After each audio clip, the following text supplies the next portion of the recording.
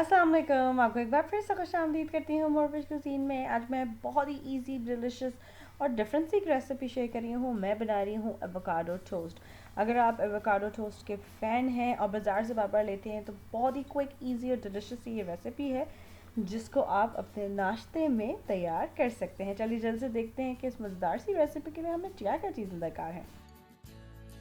तो बिस्मिल्लाह पढ़ के शुरू करते हैं। सबसे पहले मैंने एक एवोकाडो को बीच में से आधा किया है, उसकी पिक निकाली है और उसका जितना भी फ्लैश है उसको निकाल के एक बोल में डाला है। अच्छा सा मैश करके इसके अंदर चॉप करी हुई प्याज, टमाटर, हरा धनिया, लेमन जूस और सॉल्ट डाल के इन तमाम चीज़ों को अच्छे से मैं मिक्स कर लूँगी।